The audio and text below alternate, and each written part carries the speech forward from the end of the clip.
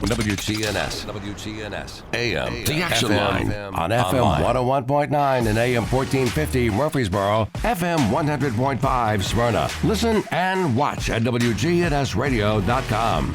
Discussions with MTSU guests this morning. We have Manuel Guzmán on the air with us, assistant professor in biology. How you doing this morning?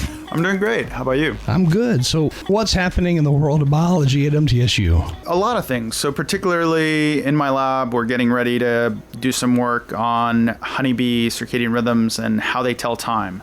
So right now we're looking at a couple things in terms of how these bees develop the neurons that they actually need to actually tell time appropriately, to go and pollinate and to navigate and come back to their boxes. When you think about bees, their brain has to be pretty small, right? So how smart are they?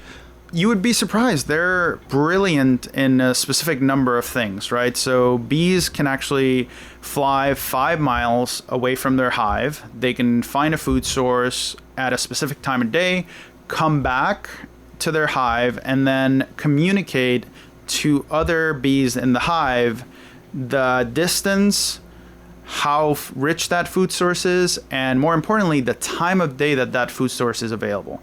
And they can do this for 10, 12 food sources a day. They're pretty smart about things like navigation, about sensing reward. They're also really good, I don't know if you've heard about this, but they can actually solve two-stage problems. So if you have a lever in the lab where you have them pull a lever and then move something, so basically a two-stage problem, they can actually learn how to solve this. Not only that, they can also teach other bees how to solve it. That's crazy. Talk more about how you discovered how intelligent the bee really is and how do they go about giving this information to other bees? Because it's insane to think about. You know, this is work that has been going on for over 100 years. It has taken many scientific groups, so not only ours here at MTSU, but the specifics of how they communicate. That was work done back in the early 70s by scientist Carl von Frisch, and it's very interesting how they communicate. They actually do this thing that has been now termed the waggle dance. So they'll actually come back, let's say from a flower where they found a lot of nectar and they're very happy about it. They'll come back to the hive and they'll start doing this figure 8 dance where they'll wiggle. I don't know if you've seen it or if kids have seen it. They're basically will start wiggling their butts and they'll start moving in around in a figure 8 motion. And that figure 8 motion is different depending on the distance that the food source is at. The time of day will actually dictate the angle of the figure 8. And they're very good at telling other bees where it is. So the really cool thing is that this is the language that has been decoded. It is mathematically accurate. So we actually know what they're saying. So it's one of the first languages that we've been able to actually decode of an organism. The other really cool thing about how smart they are is that not only do they communicate and go to these food sources, but they go right before the food source becomes available so they can maximize the time that they spend mining that food source, right? So it's like, let's say you know that there's a really hot place in town that's about to open up, like let's say In-N-Out when it opened up a couple months ago, right? And there were massive lines, right? The people that got there earliest were the ones that didn't have to wait a long time. They got their burgers, their fries, and they were out the door, right?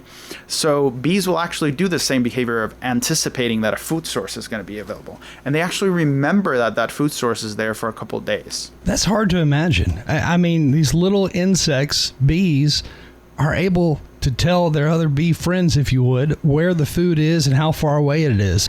Are they able to tell them exactly where to go in that communication? And if so, what about other insects out there? In terms of bees, they are highly specialized to do this. So they can actually tell a specific angle. So based on the sun's location in the sky at a given time of day, they're pretty accurate about it. So the bees will fly off in a straight line and then they will use their olfaction to actually, oh yeah, this is the food that they were referring to at this time of day. Now other insects do it. So bumblebees do it as well, but not so much. Like fruit flies don't do this obviously. Obviously, mosquitoes don't do this. Wasps will actually find nests. So wasps, particularly who actually eat other insects, will find a food source, and then they will go back to their nest and recruit other wasps to come and attack that food source together. You think about, like you said, the bees have a really tiny brain compared to, for example, our brain. But these systems that they're using are very conserved, all the way from like the smallest brains, like fruit fly, all the way to humans. So like even the things that we're learning from bees, we can actually translate to humans in terms of like the physiology and how the neurons actually are working, communicating with each other. It is interesting. Is some of the information that you discover, is that available where people can learn more, read more about it? Yeah, so we do a couple things in my lab. So we have a lab website. It's called beesontime.org. I invite everybody to go check it out. So that's one thing that we're doing. So we actually have a blog there. We also publish our work in manuscript and peer-reviewed publications. We do a lot of outreach work. But essentially, this information, everything that we're trying to do in my lab, will become publicly available. Like, our goal is to actually make sure that we have healthy honeybees, that we're actually providing information to beekeepers, stakeholders, for them to do best practices and inform how to keep their bees safe and healthy, right? In addition to that, we also want to encourage people to understand, like, these insects, honeybees particularly, they provide a really good service for us. So pollination is one of the major things that they do for us. It's a multi-billion-dollar industry. Without bees, 1/3 of our food supply would just disappear. Over the last 10 years or so, we've heard a lot of talk about bee populations decreasing in the U.S. Is there truth in that? There is definitely some truth in that. It is not as simple as bees are dying off and we need to we do need to be concerned about it. There's a lot of factors that are playing a really complex role here. So you have varroa mites, which are these little mites that will actually go into the beehives and will actually cause problems for the bees. You have black beetles. And then on top of that, you'll have things like changes in temperature. You'll have pesticides and other chemicals of the environment affecting how bees do their job. It's not a single thing that's causing the bees to actually decline, right? It's a multitude of factors that are like just getting mixed in all at the same time. Like, we've had massive declines in specific years, right? And overall, yeah, we have been seeing there is some decline in bee populations, specifically honeybee populations. But when you look at the overall, like, beekeepers so far have been able to keep up with the losses. They have taken preventative steps. Now, what researchers like me and other researchers try to do is, okay, so let's take an approach of research. What is actually causing it? Why is it causing it? How can we mitigate this? Good question. When you look deeper, I guess, into the bee population, when they repopulate and mate, are they having multiple bees, or what is the outcome there? And does the same bee stay with that same bee, like penguins? In terms of honeybees, so honeybees live as groups, right? So a honeybee colony will have the one queen. She's the one that lays the eggs, and she'll have anywhere from like 10 to 50 to 100,000 female worker bees. And those generally are sterile. They don't reproduce. They are the ones that you see out and about when you're walking and your flowers are getting pollinated. And then you have males that they make to actually reproduce with queens. Now, those bees will stay together. They will not go to another beehive. They will just stay in their box. When the queen decides that, hey, right now we have a bunch of swarms, this is the time of year for that, it's about to end.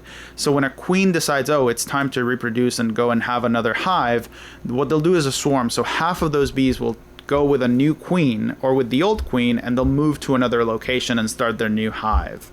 In terms of the genetics of it, they're very similar. Now, the queen, she'll mate with about 20 different drones, and then she'll basically mix that sperm and then basically release it. So there is some genetic variability there. You can breed certain traits. So basically, like if you were breeding a dog, or if you were breeding a cat, if you wanted to have long hair or shorter hair or be bigger or smaller. And breeders in the US and across the world, obviously the European bee is a very docile honeybee. It's not very aggressive like Africanized bees, which we hear about in the news every time. But they do lack defensive capabilities against other things. So now what scientists are trying to do, for example, is like, okay, let's look at the genetics of defense and see how we can parse out a bee that can defend itself against mites, against beetles, but is not aggressive. like Africanized bees. You can definitely select the genetics of it, and then you can definitely control some of that. That's really fascinating. I didn't know that some of the bees there literally, they're sterile. They can't have baby bees, if you would. Yeah. I know we're about out of time, but what's the lifespan of a bee? So that varies by type of bee. So the queen will last 2 to 3 years. Regular honeybee that you see out and about will last about 30 days from actual emergence from its cell all the way to foraging age. And then drones about the same, about 30 to 40 days, which are the males. So when you say 30 to 40 days, these bees are growing really fast. I mean, they're rapidly growing over that 30-day period, I guess. Once they emerge from their cell, they really don't grow that much in size. They're just 30 days because they're doing work inside of the box first. So there's bees that actually will pack pollen, they'll collect the honey and make the honey. They take out the dead. They do other tasks before they actually go out and forage. So the ones that you're seeing out and about pollinating your flowers, those are 20 days old, about 20 days old, and they only do that for 10 days at the tail end of their life. Again, Manuel Guzmán with us this morning from the Department of Biology. He is an assistant professor there at MTSU.